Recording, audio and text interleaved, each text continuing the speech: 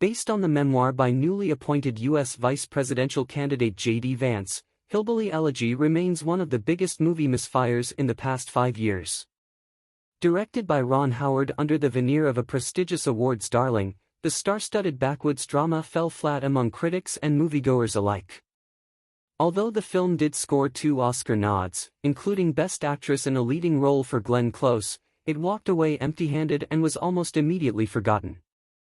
Now that Vance has been nominated to run alongside Donald Trump in the 2024 U.S. presidential election, he and Hillbilly Elegy are becoming under more scrutiny as his popularity rises. Now that the film is available to stream on Netflix, a closer look at how the wildly misguided and tone-deaf Hillbilly Elegy has only become more problematic is in store. It's one thing to dangle Oscar bait before the Academy, it's quite another to capitalize on political favors. Born in Ohio in 1984, J.D. Vance is a former U.S. Marine and current junior U.S. Senator representing his home state. Following his 4-year stint in the Marines, Vance graduated from Ohio State University in 2009 and Yale Law School in 2013. In 2016, Vance's memoir Hillbilly Elegy was published, recounting his days living in rural Ohio and the culture clash he faced upon joining the Ivy Leagues. In 2020, Hillbilly Elegy was adapted into a star-studded motion picture by acclaimed director Ron Howard. Despite having bad things to say about Donald Trump throughout his tenure in Washington, D.C., Vance was picked as Trump's Republican vice presidential running mate in July 2024. Since the announcement, Hillbilly Elegy has surged in popularity on Netflix and Amazon, exposing Vance's upbringing and brand of conservative politics. The movie was touted as an awards-contending prestige picture but was roundly rejected by critics and general moviegoers.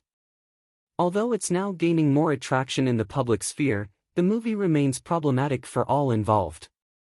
What is Hillbilly Elegy about? Set in Middletown, Ohio in 1997, Hillbilly Elegy is a domestic drama exploring class and cultural issues in the Appalachians.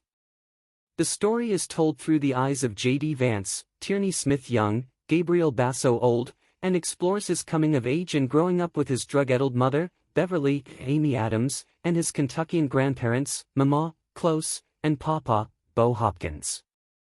Along with his older sister Lindsay, Haley Bennett, J.D. grapples with the family values and the ever-changing social mores of the Midwest. Portraying himself as a victim of circumstance who rises above his family's tumultuous changes, J.D. ponders the generational differences between his grandparents, mother, his sister, and self. When J.D. heads down the same self-destructive path as his mother, he is taken in by Mama and given strict life lessons that eventually lead to his enlistment in the U.S. Marines. The film jumps 25 years ahead to depict the evolution of the Vance family and how J.D. lost touch with their values upon attending Yale Law School. Vance meets and marries a lawyer named Usha, Frida Pinto, and eventually returns to Ohio to be near his mother and sister, with Bev remaining sober for 6 years. A failed attempt at Oscar glory. Despite the Oscar-caliber pedigree among the cast and crew, Hillbilly Elegy was obliterated by critics upon release in 2020. The consensus suggests that too much Hollywood grandstanding and desperate Oscar bait was more of an embarrassment than a truly merited achievement. The film currently boasts a paltry 25% Rotten Tomatoes rating and a lowly 38 Metascore, with most of the criticism aimed at Vance's lack of emotionally resonant storytelling and unconvincing self-aggrandizement. According to the critical consensus on Rotten Tomatoes, with the form of an award season hopeful but the soul of a bland melodrama, Hillbilly Elegy strands some very fine actors in the not-so-deep South. The most common critical refrain about Hillbilly Elegy relates to the showy, Oscar-dangling performances and directorial acumen of multiple nominee Ron Howard, none of which live up to its high-profile billing. According to Rolling Stone's Peter Travers, with greater emphasis on simplicity instead of Hollywood showboating, Hillbilly Elegy might have been more than a missed opportunity. Echoing the sentiment, Variety's Owen Gleiberman stated, "As long as Close is acting up an award-worthy storm, her performance is actually quite meticulous. Hillbilly Elegy is never less than alive. Amy Adams does some showpiece acting of her own, but as skillful as her performance is, she never gets us to look at Bev with pity and terror. More bracing yet, IndieWire's David Ehrlich criticized Vance's storytelling, declaring, "The process of watching him cut his losses and recommit to his own success is rendered in a way that it isn't just dramatically unsatisfying in the extreme, but also on the verge of sociopathic." More vocal criticism addressed the forgettable Oscar bait movie's portrayal of Vance's view of poor Southerners, with the AV Club labeling the movie as bootstrapping poverty porn and reinforcing the stereotypes it's meant to be illuminating. The title of the AV Club's review asked for the end of the war on the poor perpetuated under the Trump administration, stating, "May Hillbilly Elegy mark the end of Trump-era myth-making about the white working class." The last word goes to the rap's Alonso Durald, who wrote, "Hillbilly Elegy isn't interested in the systems that create poverty and addiction and ignorance. It just wants to pretend that one straight white guy's ability to rise above his surroundings means that there's no excuse for everyone else not to have done so as well."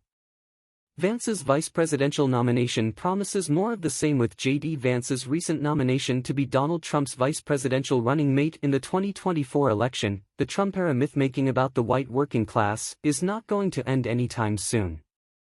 On the contrary, now that Vance has been thrust into the international spotlight, he will almost certainly continue to advocate for the same policies espoused in Hillbilly Elegy, and the advocacy will be amplified dramatically.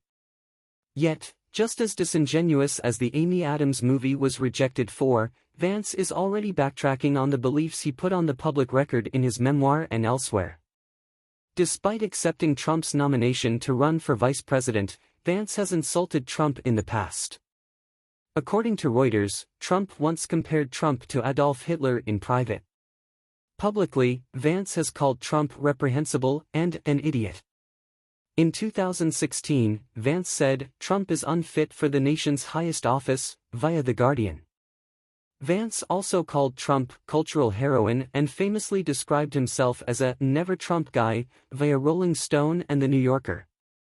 Perhaps most scathing, Vance told The Guardian that Trump is noxious and is leading the white working class to a very dark place.